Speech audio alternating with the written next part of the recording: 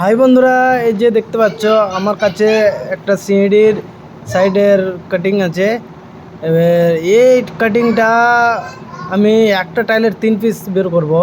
এখন অনলাইনে দেখবে অনেক বড় মিস্ত্রি আছে, তো আমার মনে হয় না কেউ একটা টাইলের 3 পিস বের করেছে।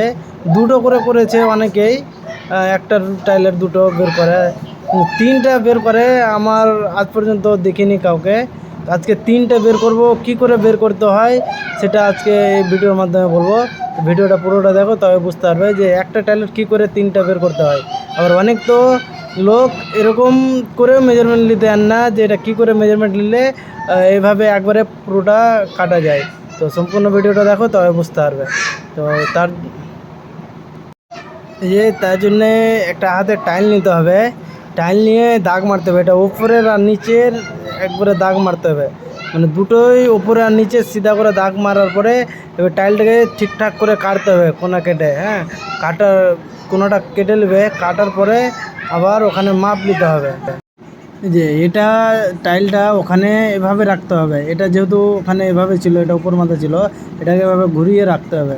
ঘুরিয়ে রেখে আর এটা আমি যেটা মাপ নিয়েছি, পট্টিটা মারা আছে, এটা আমার 9.5 ইঞ্চিতে মারা আছে। এটা কারো ছোটো থাকতে কারো বড়ো থাকতে পারে, কারণ এই যে উপরের ধারটা কোনাটা আছে এখান থেকে এটা 4 ইঞ্চি থাকবে। হ্যাঁ, কারো সিঁড়ির ধাপ ছোটো বড়ো হিসাবে এটা কারো 9.5 ইঞ্চি, কারো 9 ইঞ্চি, কারো 10 ইঞ্চি এটা থাকতে পারে। এবার পরবর্তীতে আবার সুতো ধরে দাগ মেরে আবার কাটতে হয়। তো এটা অতটা ডিফারেন্স আছে না, 9.5 করে দিলেও হবে না, অসুবিধা হবে না।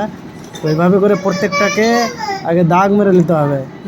আর এটা সামনের দিকে আমার রাখা আছে 50 mm, মানে জায়গাটা পারলে তো সামনের দিকেও আমি পুরোটা কাট লাগাতে পারতাম, কিন্তু লাগাইনি, এটার পিছনে কারণ আছে। তো পুরোটা এইভাবে আমি কেটে নেবো।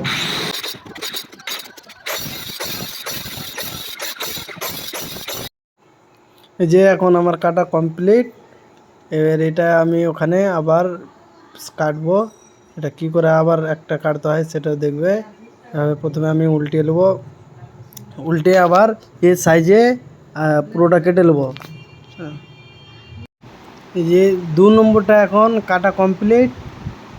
3 নম্বরটা এবার দেখবো যে কাটা হবে কিনা। তো এই যে দেখতে পাচ্ছ ওই সাইডটা মিলে গেলো। এবারে এইটুকু কেটে বাদ দিলে গেলে 3 নম্বরটাও হয়ে গেল। তো এরকম এইভাবে কাটলে গেলে মালিকেরও ক্ষতি কম হবে, মানে টাইলটা ওয়েস্টেজ কম হবে, আর কাজটাও ভালো হবে। তো এই ভিডিওটা কেমন লাগলো কমেন্টে জানাবে, আর শেয়ার করে দেবে যেন অন্য কেউ শিখতে পারে।